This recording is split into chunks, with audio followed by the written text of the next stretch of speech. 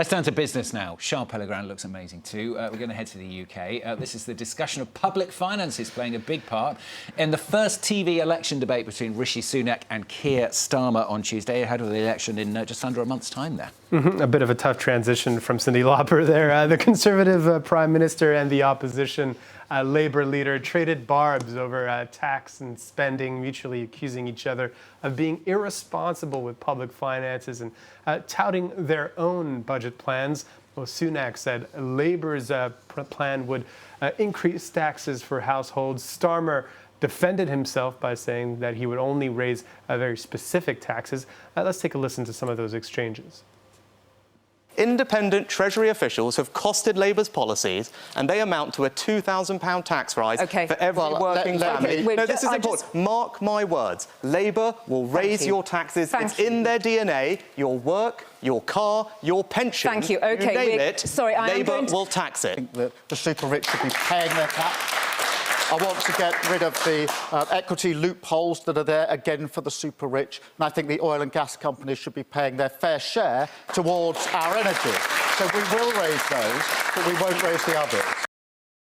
Keir Starmer there. Well, in spite of those differences, both leaders, well, they have committed, haven't they, Sean, to reduce debt as a share of national income?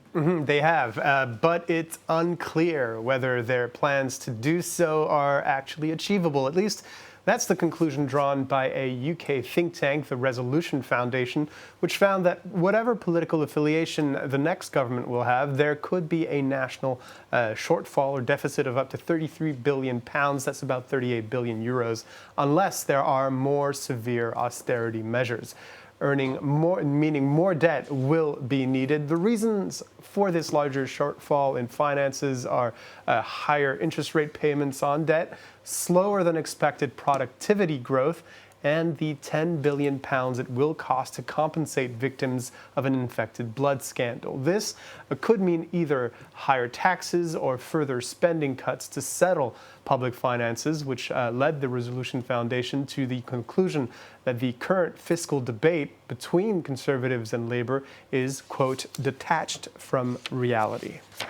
Let's get some reality then. Check in on the markets for us now, Sean. Let's check in on the European markets as they're opening this hour.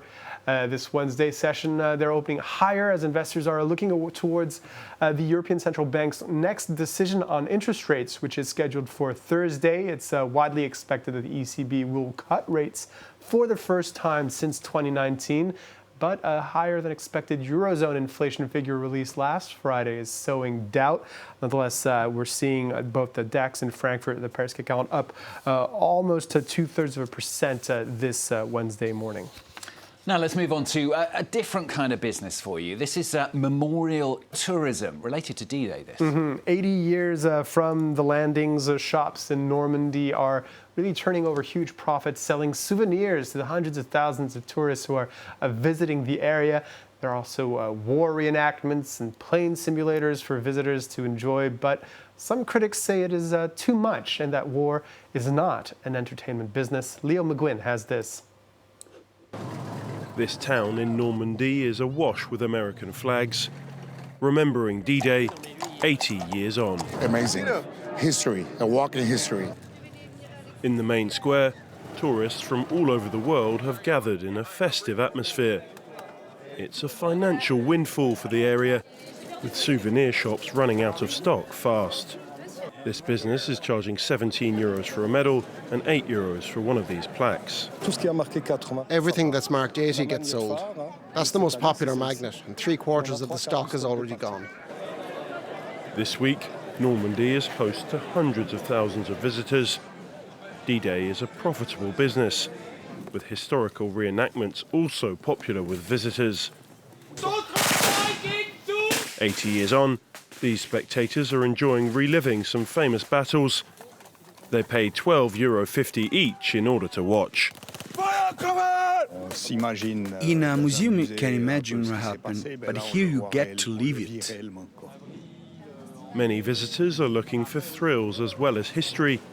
This simulator recreates the experience of a D-Day paratrooper crossing the Channel under German fire, at a cost of €14 per person. But the director of this memorial museum in Caen is worried about the shift towards entertainment. What are we playing at? Are we playing at dying?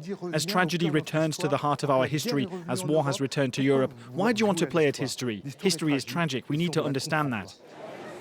Normandy is the #1 destination for memorial tourism in France. Quite jarring to see that a historical trauma can be turned into a fun day out with the passing of time. Bit of a juxtaposition. Thanks so much, Charles Pellegrin with Business on France 24.